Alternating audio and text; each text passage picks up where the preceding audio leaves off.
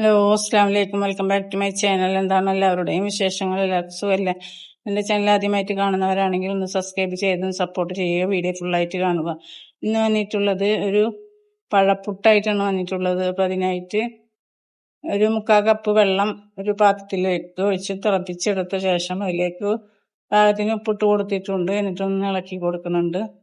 അതിന് ശേഷം 3/4 കപ്പ് തന്നെ അരിപ്പൊടി വറുത്തതാണ് ഇട്ട് കൊടുക്കുന്നത്. എന്നിട്ടൊന്ന് വാട്ടിയെടുക്കാം. പത്തിരിയുടെ വെള്ളം പോലെ എടുക്കണ്ടായാലും കുറച്ചിട്ടാണ് എടുക്കേണ്ടത്. പത്തിരിയുടെ വെള്ളം എടുത്തു കഴിഞ്ഞാൽ പുട്ടിന് പറ്റില്ല. അപ്പം അതിനായിട്ട് കുറവ് ആയിട്ട് തന്നെ എടുക്കണം. അപ്പോൾ 3/4 കപ്പ് വെള്ളത്തിന് 3/4 കപ്പ് അരിപ്പൊടി തന്നെ എടുത്തിട്ടുള്ളത്. ഇനി അതൊന്ന് മാറ്റി വെക്കാം. ഇനി ഒരു പാൻ വെച്ചതിലേക്ക് ഒരു ടീസ്പൂണ് നെയ്യാണ് ഒഴിച്ചു കൊടുത്തിട്ടുള്ളത്.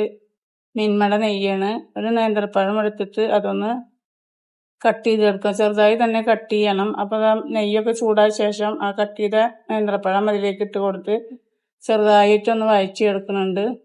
ചെറുതായിട്ട് തന്നെ വഴറ്റിയെടുത്താൽ മതി. ഇനി അതിലേക്ക് ഒരു 3/4 കപ്പ് തേങ്ങയാണ് ഇട്ട് കൊടുക്കുന്നത്, ചിരവിയത്. അതിന് ശേഷം 1/2 ടീസ്പൂണ് ഏലക്ക പൊടിച്ചതാണ് ഇട്ട് കൊടുത്തിട്ട് നന്നായിട്ടൊന്ന് മിക്സ് ചെയ്ത് കൊടുക്കാം. അതും ചെറുതായി ഒന്ന് വഴറ്റിയെടുത്താൽ മതി, അധികം ആവണ്ട. ഇനി നമ്മൾ പഞ്ചസാരയാണ് ഇട്ട് കൊടുക്കുന്നത്. 1.5 ടീസ്പൂണാണ് ഇട്ട് കൊടുത്തിട്ടുള്ളത്. പഞ്ചസാര വേണ്ടെങ്കിൽ അത് പഴം മാത്രം വഴറ്റിയിട്ട് അങ്ങനെയും ഉണ്ടാക്കാം. മധുരം വേണ്ടാത്തവർക്ക് അല്ലാത്തവർക്ക് മധുരം ഇട്ട് ഇതുപോലെ വഴറ്റിയെടുക്കാം. ഇതുപോലെ ആയി കിട്ടിയിട്ടുണ്ട്. പഞ്ചസാരയും അധികം വഴറ്റിയെടുക്കണ്ട, ചെറുതായി വഴറ്റിയെടുത്താൽ മതി.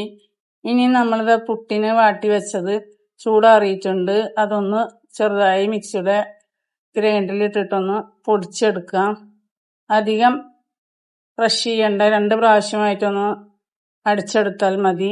പെട്ടെന്ന് തന്നെ ഇതായി കിട്ടും. അതുപോലെ ആയി കിട്ടിയിട്ടുണ്ട്. ഇനി ഒരു പാത്രത്തിലേക്ക് തന്നെ മാറ്റി കൊടുക്കുന്നുണ്ട്. 2 പ്രാവശ്യമായിട്ടാണ് അതൊന്ന് പൊടിച്ചെടുക്കുന്നത്.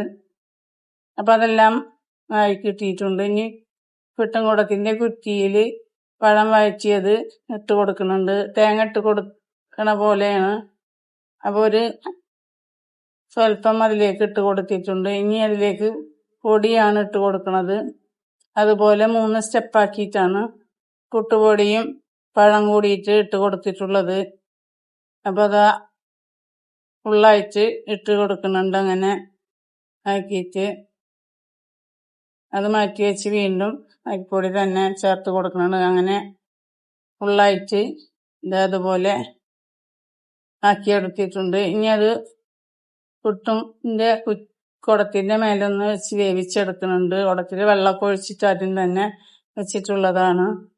ഇനി അതൊന്ന് മൂടി വെച്ച് ആവിയിൽ വേവിച്ചെടുക്കാം, നമ്മൾ സാധാരണ പുട്ട് വേവിക്കണ പോലെ തന്നെ.